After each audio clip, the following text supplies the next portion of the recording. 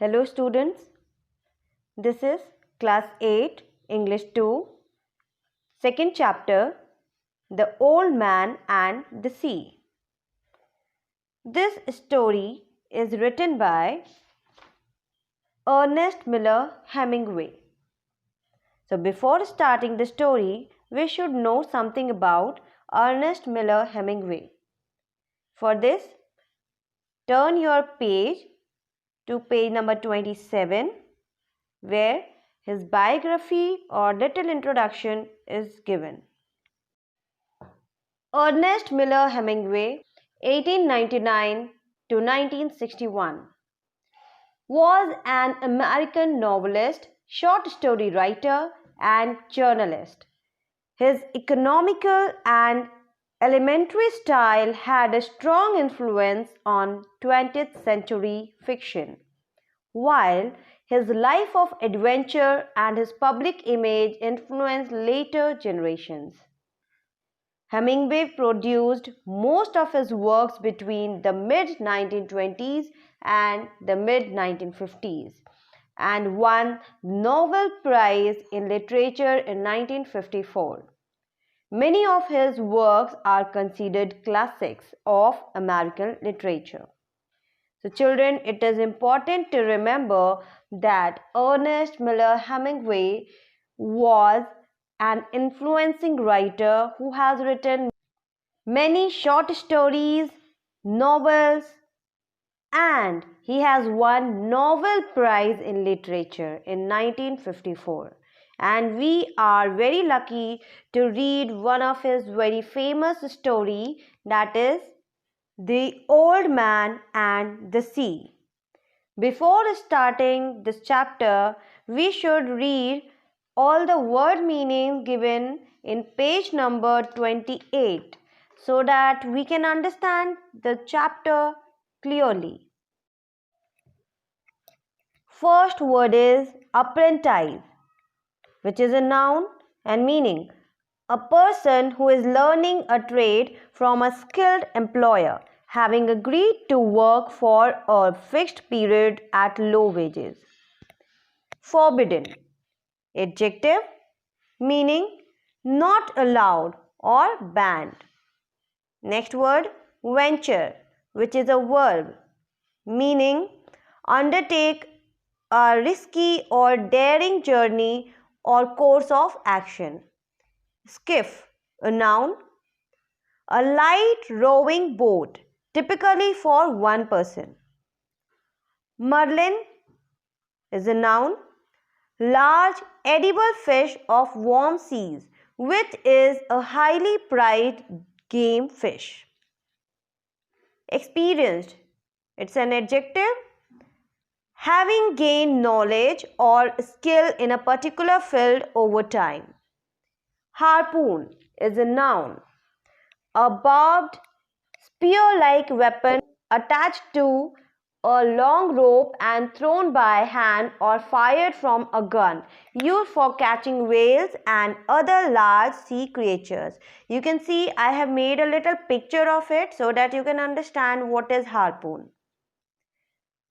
Mako shark is again a noun, a large, fast-moving oceanic shark with a deep blue-black back and white underparts. Oar is another noun, a pole with a flat blade, used to row or steer a boat through the water. Devoured, verb, meaning ate, food or prey, hungrily or quickly. Carcass, noun, meaning the dead body of an animal. Shack, noun, a roughly built hut or cabin. Slumped, which is a word meaning sat, leaned or fell heavily and without any control over one's movements. Injured is the last word here, which is an adjective meaning harmed, damaged or impaired. Now come to page number 25.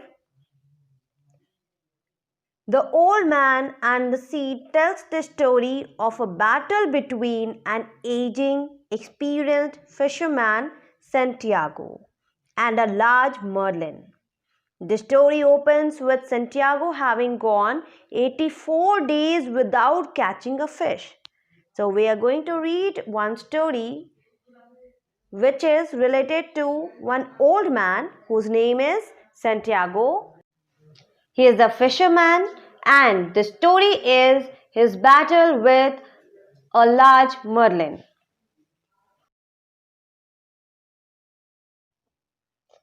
It was 84 days since Santiago had caught a fish. He had really been unlucky. So unlucky was he that he was now being regarded as sallow, or the worst form of unluckiness. Manolin, the young boy who was Santiago's apprentice, had been forbidden by his parents to sail with Santiago and instead to fish with successful fishermen. Manolin, however, was very fond of the old man and continued to visit Santiago's shack each night, hauling his fishing gear, preparing food, talking about American baseball and his favorite player, Joe DeMaio.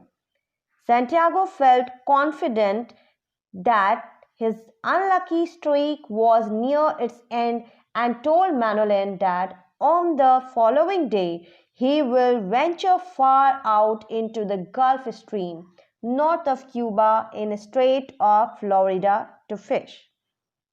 So the story begins where Santiago the fisherman was hungry for 84 days. Here, hungry doesn't mean he had not eaten, but he had not caught fish for 84 days. So he was regarded as unlucky because of such things. And there was a boy who was fond of him. Name of the boy was Manolin. He wanted to always be with Santiago and learn fishing from him. But Manolin's parents had told him not to go with Santiago as Santiago was sailor. One day, Santiago told Manolin that he feels that his unluckiness is going to end. So he had decided to go for fishing the next day, following day. Come to the next paragraph. On the 85th day of his period of bad luck, Santiago took his skiff into the Gulf Stream, set his lines, and waited. It was noon when he felt the pull. He realized that a fish had taken bait that he had dropped 100 fathoms deep and that his bait had been taken by a big fish. He was convinced that it was a marlin. His long period of bad luck had finally ended. The old man expertly hooked the fish, but he could not pull it in since he was alone and the fish was huge. Instead, the fish began to pull the boat. In this paragraph, we see that after 84 days, on 85th day, Santiago went for fishing into the Gulf Stream with his skiff, that is, a boat. But he was not lucky that time also. At noon, he felt little pull.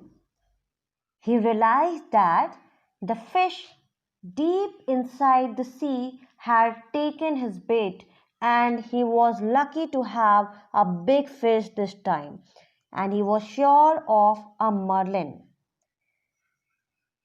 He told himself that his period of unluck was going to end as there was a big fish in his bait. He tried to pull that fish towards him, but the fish was too big, so huge that the fish began to pull the boat. Third paragraph. Santiago was afraid to tie the line to the boat in case the struggle of the fish snapped a taut line.